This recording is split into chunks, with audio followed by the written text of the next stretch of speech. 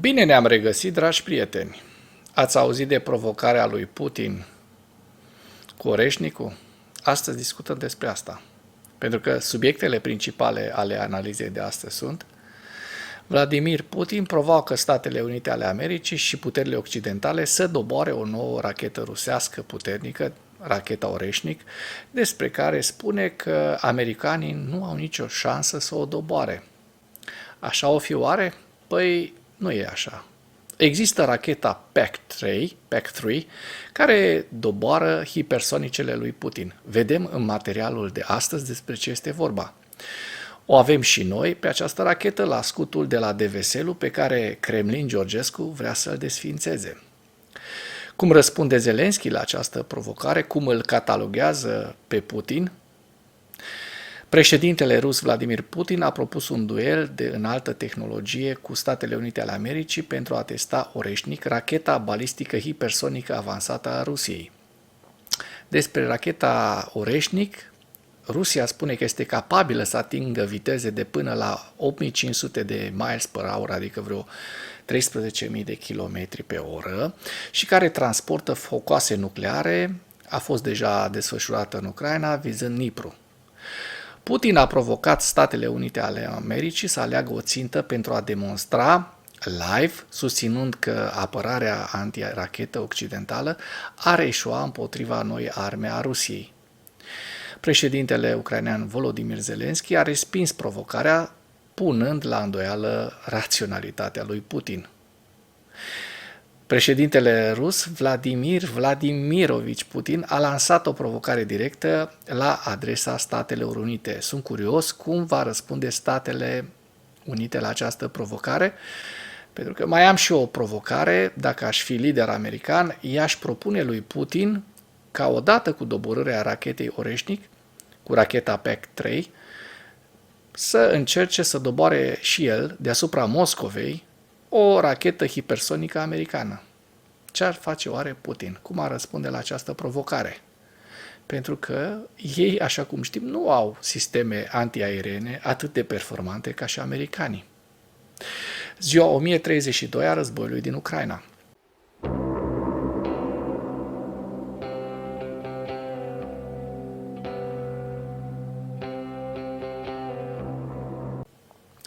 Potrivit statului major al forțelor armate ale Ucrainei, în dimineața zilei de 21 decembrie 2024, pierderile totale în luptă ale Rusiei de la începutul invaziei, neprovocate asupra Ucrainei, se ridică la aproximativ 772.280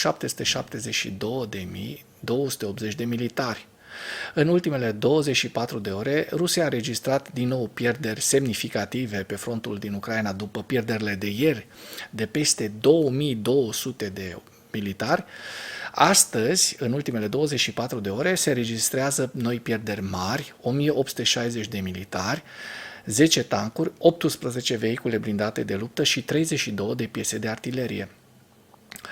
Cum a răspuns Ucraina lui Putin, președintele ucrainean Volodymyr Zelensky a răspuns provocării lui Putin, punând la îndoială raționalitatea, mintea unei astfel de propuneri. Zelensky spune: credeți că este o persoană sănătoasă la cap? Zelensky a pozat reporterilor la ultima sa conferință de presă, după cum a raportat Al Jazeera. El a continuat spunând că Ucraina și Rusia nu au reușit să ajungă la un acord în timpul discuțiilor de la începutul războiului, discuțiile efectuate la Istanbul. Acest lucru vine după ce Putin a declarat că un acord tentativ convenit de către negociatorii ruși și ucraineni la Istanbul în primele săptămâni ale războiului ar putea servi drept bază pentru conversațiile viitoare. Ucraina nu a fost de acord cu ultimatumul Federației Ruse, mai spune acesta.